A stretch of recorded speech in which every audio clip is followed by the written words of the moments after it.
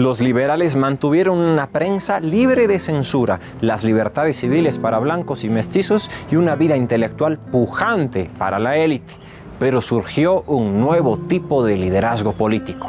Así nació lo que los posteriores analistas políticos llamarían la rosca, entendiendo por ella un gobierno de políticos profesionales que actuaban fundamentalmente en favor de los intereses de los varones del estaño del país. Y en esa época el recurso natural dominante era el estaño, ¿no es cierto? Estamos hablando de toda en más de 2/3 del siglo XX, ¿no es cierto? El estaño es el recurso fundamental que exportamos, y quienes hasta la Revolución del 52 tenían mayores intereses y mayor poderío desprendido del estaño eran justamente los llamados varones, ¿no?, del estaño. Especialmente Patiño, que se llegó a convertir en el hombre más rico de Bolivia, por supuesto, y de Latinoamérica, ¿no? Algunos dicen que estaba entre los 3 primeros del mundo, ¿no? Justamente a razón del estaño boliviano y de otras inversiones en minería que él fue haciendo luego fuera, ¿no? De los 3 varones del estaño que surgieron en esa época grandiosa, el más poderoso de ellos fue Simón Iturri Patiño. Habiendo nacido en 1860 en el Valle de Cochabamba, parece que Patiño procedía de una familia artesana y mestiza. Durante los años 80 y comienzos de los 90, realizó por su cuenta el aprendizaje en diferentes firmas importadoras de equipo minero y directamente mineras, cuando todavía predominaba la minería de plata. En 1894 compró sus primeras acciones de una mina de estaño en Oruro, en el cantón de Uncía, en la frontera con el departamento de Potosí. En 1897 Patiño se había hecho con el control total de la mina y en 1900 descubrió uno de los filones de estaño más ricos de todo el país. En 1905 su mina La Salvadora se había convertido en la más grande de toda nuestra patria. En 1910 compró la compañía vecina, la Uncía Mining Company, de propiedad británica. En 1924 se convirtió en dueño solitario de los 2 centros mineros de Uncía y Yayagua, mediante la compra de la compañía chilena de Yayagua. En aquel momento comenzó a ocupar su posición permanente como controlador de alrededor 50% de la producción boliviana, con un personal empleado de más de 10.000 obreros. Desde el comienzo de los años 20, Patiño vivió permanentemente en el extranjero y por entonces se lo puede describir más exactamente como un capitalista europeo. Sin embargo, siguió siendo el minero predominante de Bolivia, el principal banquero privado y el capitalista más poderoso hasta su muerte en 1947. Tanto la compañía Aramayo como la Hochschild funcionaban con importantes participaciones de capital europeo.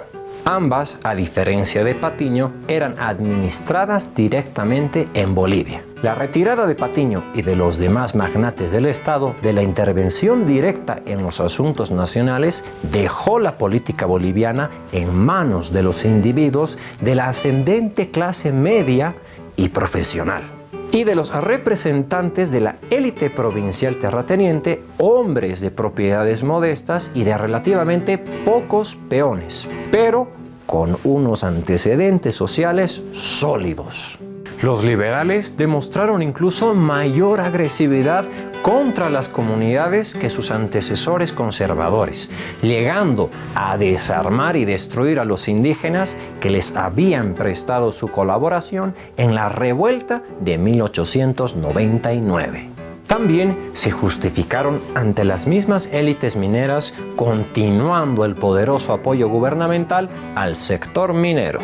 Una vez en el poder, los liberales adoptaron prácticamente todas las posiciones de los conservadores hasta entonces ofendidos.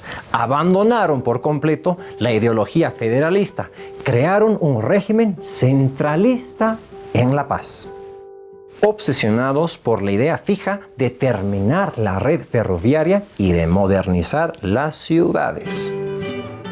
no tuvieron reparo en desprenderse de partes considerables del territorio nacional y de posiciones internacionales tradicionales. Política que dejó a Bolivia totalmente privada de sus accesos al mar y con unas deudas cuantiosas.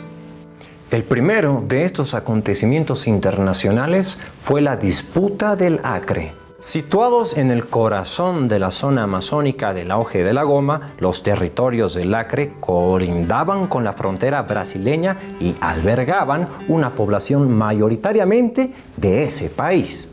Entonces yo pienso que también la firma del Tratado de 1904, aparte de que hubo una presión de los varones, de los mineros, también había una presión de no abrirnos varios frentes. Imagínate, estábamos en una guerra con el Brasil y seguir, si no firmamos el tratado, que pudiera estallar un nuevo conflicto con Chile. Entonces eran también, hay que un poco ponerse también en los zapatos de los gobernantes entonces. Yo no justifico la firma del Tratado de 1904, pero fueron estos los antecedentes y por supuesto está muy ligado el tema de la guerra del Acre y las campañas acreanas que se estaban haciendo.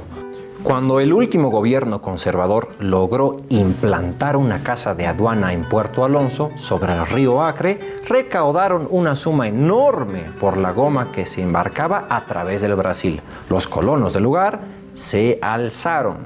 El régimen liberal envió tropas a las remotas tierras bajas orientales para aplastar la revuelta. Pero el velado apoyo brasileño dio suficiente fuerza a los rebeldes para superar a los bolivianos.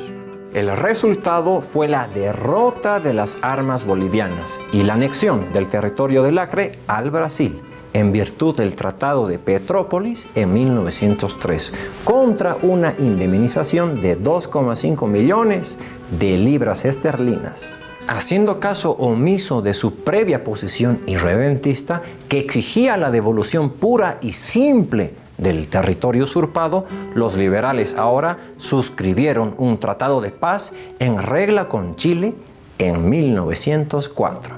Por ese tratado, Bolivia convenía en ceder todo el territorio costeño ocupado y abandonar sus demandas de un puerto en el Pacífico. Por su parte, Chile se comprometía a construir un ferrocarril desde Arica hasta La Paz, pagar una indemnización formal de 300.000 libras esterlinas, garantizar los préstamos internos para la construcción del ferrocarril boliviano y quedaban sin efecto los convenios comerciales especiales con Bolivia, que le daban un trato de país más favorecido. En realidad, el movimiento liberal era tan fuerte que entre 1899 y 1920 no habría ningún intento de golpe de Estado, una verdadera marca en la historia de la evolución política del país. Amigos de Ajayu, de esta manera terminamos el programa de hoy. El reencuentro la siguiente semana. Soy Roberto Nanetti. Ha sido un gusto. Chao.